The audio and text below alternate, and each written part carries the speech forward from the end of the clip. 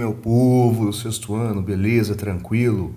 Seguinte, hein? Semana que vem a gente vai ter aí as nossas provinhas, né? E as nossas provinhas vão ser de manhã, elas serão de manhã e vão pegar a minha aula, né? Quinta e sexta. Então eu tinha separado tudo pra gente terminar até o mês que vem e eu vou ter que fazer tudo essa semana, tá? Então a aula 19 e a aula 20 serão as últimas do segundo bimestre. Vamos terminar de falar do Império Romano, essa aula 19 e essa aula 20. Se você não lembra aí da aula 18, pegue lá o seu resumo. Vamos fazer o resumo lá, pegue o resumo, veja ou depois reveja a videoaula de número 18.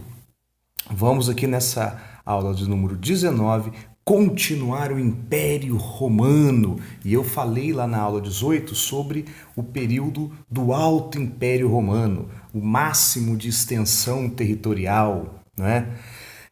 A política de pão e circo, construções de estradas, de teatros de arena, né? E falei sobre a religião, né? Os lares, a religião politeísta de Roma. E nessa aula 19 a gente vai falar um negocinho que surge dentro do Império Romano, que surge, inclusive, começa aí no Império do Otávio Augusto, né? Que é o que? O surgimento de uma nova religião. Isso mesmo, hein? Uma nova religião nasce dentro das fronteiras do Império Romano. Não é? Um hebreu vai falar que é o profeta, é o Messias, é o filho de Deus, né? E aí você vai ter uma quebra dentro da religião do judaísmo e vai ter o surgimento de uma nova religião, né, com um novo livro sagrado a ser seguido, com um novo profeta. E qual é essa nova religião? Sim, é essa aí, as ideias pregadas por Jesus Cristo. Então presta atenção.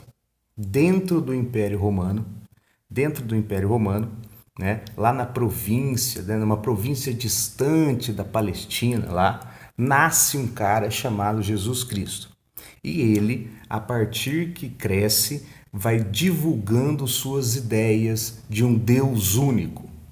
Olha, a ideia de monoteísmo já existia, era do judaísmo, né? Só que ele vai falar que agora ele é o profeta, ele é o filho de Deus, né? Então é o seguinte, nessa aula eu não vou discutir religião, eu vou falar o que surgiu e por que que os romanos aderiram e por que que os romanos também, os líderes romanos, foram contra essa religião. É isso aí que você tem que saber, tá? Não quero saber se a religião certa, se a palavra da Bíblia, não. A gente tem que saber o que aconteceu na história, né? Então, Jesus Cristo, dentro do Império Romano, começa a pregar ideias que vão contra o Império Romano.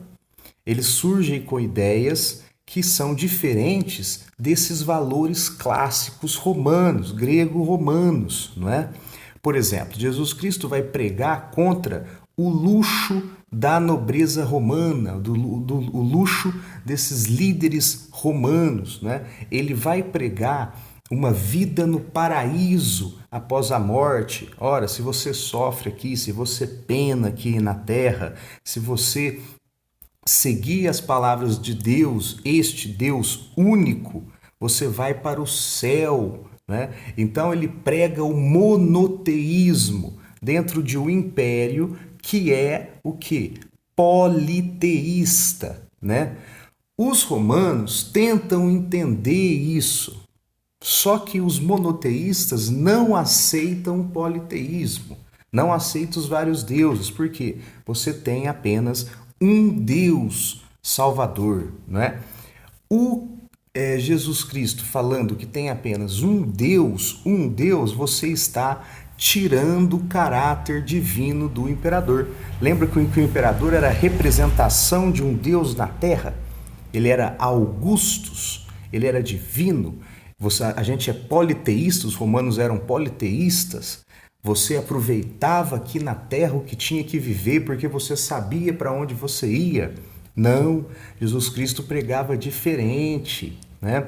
Jesus Cristo pegava as ideias, pregava as ideias de salvação, de monoteísmo, pregavam ideias contra a figura do imperador. Se ele está pregando contra o imperador romano dentro do Império Romano, Jesus será o quê? Perseguido, preso e julgado, tá? Então, aos olhos do imperador romano, Jesus vai contra a lei do Império Romano, né? Porque ele nega a figura do imperador. Ele traz outros valores que não são aqueles da cultura romana, né? Então, Jesus começa a pregar suas ideias e você vai ter muita gente pobre dentro do Império Romano. Muita gente que vai achar ruim a riqueza do imperador, dos senadores, né? Então fala, nossa, olha aquele povo, olha esse cara tá falando que eu quando morrer eu vou pro paraíso. Olha que legal. Então o cara começa a acreditar em um único Deus, né? Ele começa a ver, né, os excessos do Império Romano e começa, nossa, aqui ele é mais simples, eu sou pobre, né? Eu só posso, será que eu posso viver melhor? Essa galera mais pobre, né, começa então a seguir as ideias de Jesus Cristo e os números, né, de fiéis, de gente, de seguidor começa a aumentar e a aumentar, né? A figura de Jesus Cristo vai virando uma figura um pouco perigosa para o império, que eu já falei, perigosa por quê? Porque ele prega contra o imperador e Jesus Cristo vai a julgamento, né? Pôncio Pilatos vai lá, né? E fala para o povo escolher quem deve ser julgado, né? Que era uma tradição romana, né? Dependendo da festividade, o povo escolhia o cara. Olha, eu ia falar um negócio, um cara que é contra as leis do Império Romano, aí tá lá Jesus, Barrabás, né? Aí o povo escolhe Jesus, Jesus vai ser crucificado, ele é julgado, sentenciado, ele vai ser crucificado. Crucificado era uma pena comum no Império Romano. Então você tem a crucificação de Jesus Cristo de Nazaré, rei dos judeus. Uma galera, então, vai começar a acreditar que Jesus Cristo é um novo profeta. Uma outra galera não acredita nisso, né? Com a morte de Jesus e os seus seguidores, porque Jesus não era cristão, Jesus era judeu, né? Os seguidores de Jesus, depois da morte dele, continua a pregar essas ideias, né? Então, essa galera vira cristã, são os primeiros cristãos, né? Eles vão continuar as ideias de Jesus Cristo dentro do Império Romano. Então, o judaísmo, dentro do judaísmo, nasce uma nova religião. Qual? O cristianismo, uma religião monoteísta, com Jesus Cristo como profeta e a Bíblia como livro sagrado, certo?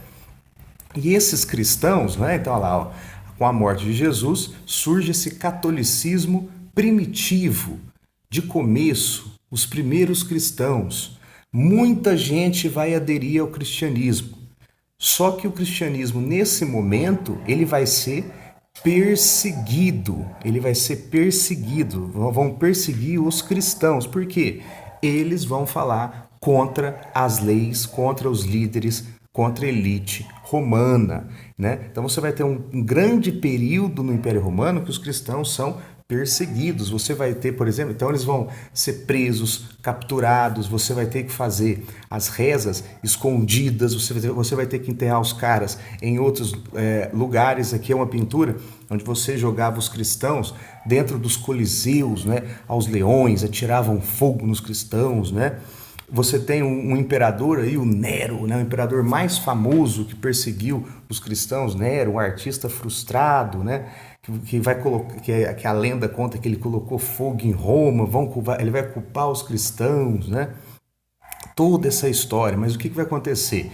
os cristãos nunca vão sumir, e sim, eles vão sempre aumentar e aumentar e aumentar. Aumenta de um tanto o número de cristãos que o Império Romano tem que parar de matar, senão você vai matar, né? Você vai matar um terço do teu império. Você não pode fazer isso. O que vai acontecer?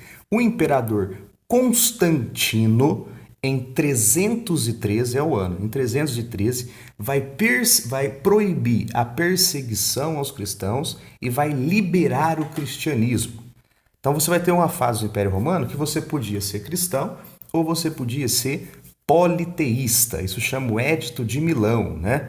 Só que o Constantino, ele vai se converter ao cristianismo. Aí muita gente vai virar cristã, inclusive muitos senadores, muita gente da elite, né? Se o imperador faz, ele vai fazer igual, né? Em 391, o imperador Teodósio vai colocar o cristianismo como religião oficial. É o Edito de Tessalônica. Aí você vai ter a Igreja Católica, você vai ter a construções de abadias, de igrejas. Depois vai virar essa instituição monstruosa, de gigantesca, que é a Igreja Católica.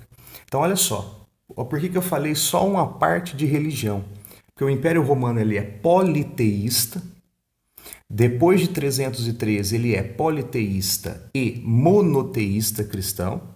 E depois do imperador Teodósio, ele é apenas monoteísta, ele é apenas cristão. Aí, 391, né?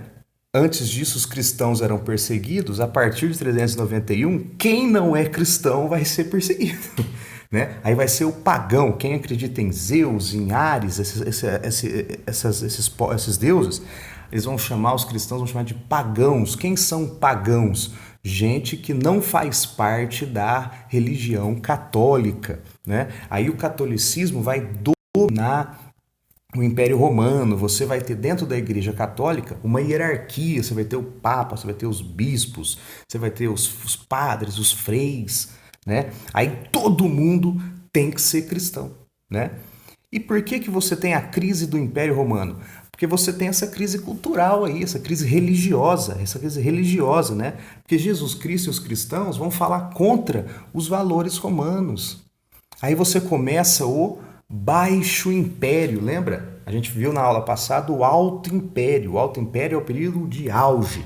Aqui você vai ver o Baixo Império. O Baixo Império é o período de crises, de problemas, tanto dentro do Império Romano como fora do Império Romano. Vou falar rapidão as internas, tá? Eu já falei uma, o cristianismo. Por que o cristianismo é uma crise interna do Império Romano? Porque ele nega a figura do imperador. Ué, você está no Império Romano, você vai negar o imperador romano? Né? Colabora para a crise do Império Romano. E o que mais? Roma vai crescer tanto, né? Que você vai ter um território gigantesco que o exército vai ter que se desdobrar para cuidar. Os soldados vão gostar mais do general deles do que do próprio imperador. Então o cara tá lá na Palestina, tá lá na Mesopotâmia, o soldado romano vai dar importância para o general que está lá com ele, que está lutando, e não para o imperador que está lá em Roma. Você vai ter uma crise da hierarquia militar. Gente, se você lembra na aula passada do Alto Império, que eu falei que império é exército, é a hierarquia. Se você quebra a hierarquia, se você acha que o general manda mais que o imperador, você destrói o exército. Os generais vão querer virar imperadores. Então você vai ter general mandando matar escondido imperador, imperador matando general. Você vai ter a quebra da disputa, a quebra da hierarquia militar.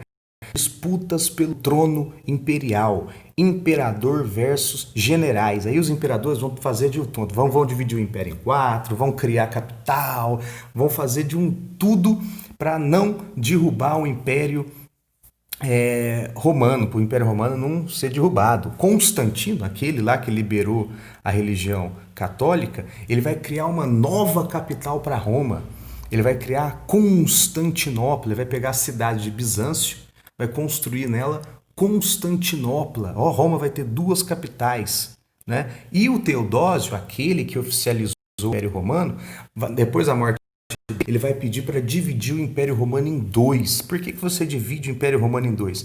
Porque ele está tão grande que ele vai pensar assim, se eu dividir o império, vai ser mais fácil para administrar. Então você tem o imperador de um lado e o imperador de outro. De tão grande que estava o Império Romano, o exército não estava dando mais conta.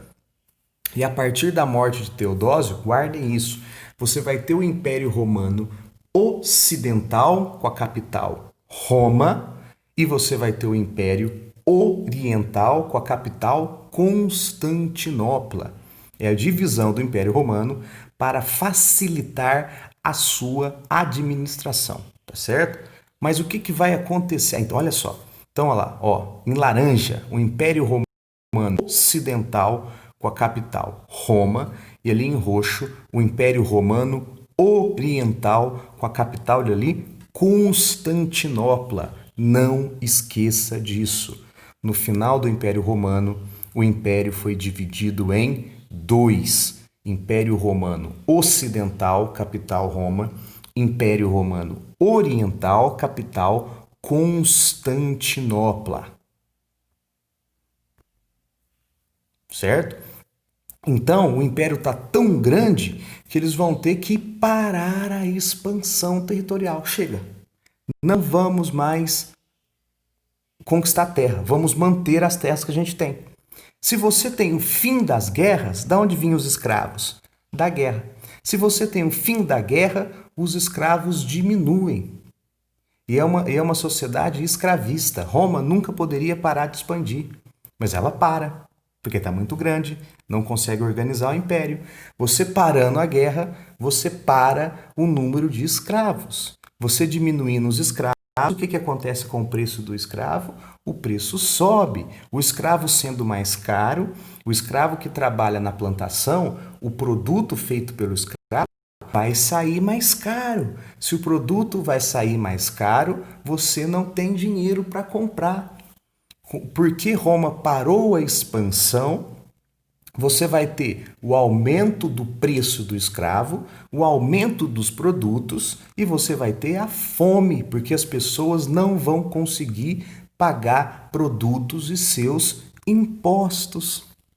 Você vai ter uma crise econômica, né? O exército, então, não está conseguindo manter as fronteiras, né? Que a gente vai ver na próxima, para não ficar grande essa. O exército não consegue manter as suas fronteiras.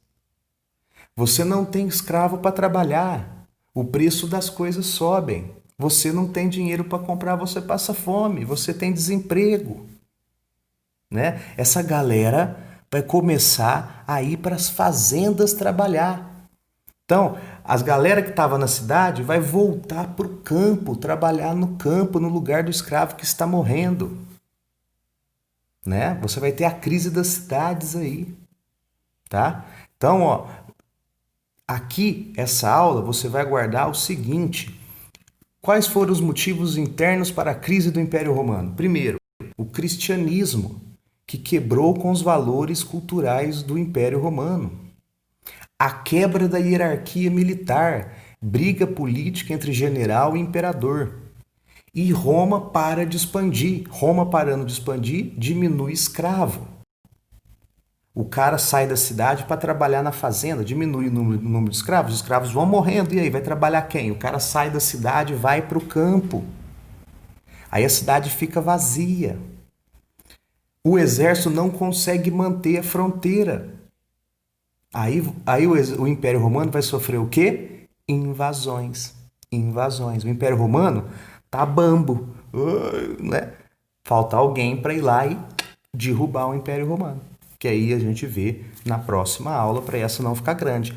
Então, eu falei muita informação aqui, porque semana que vem a gente tem prova, tá? Então, aqui são as crises internas do Império Romano. Registre lá no seu caderno, marque lá, dúvidas me pergunte no plantão. Registre no seu caderno, no seu resumo, os motivos das crises internas do Império Romano.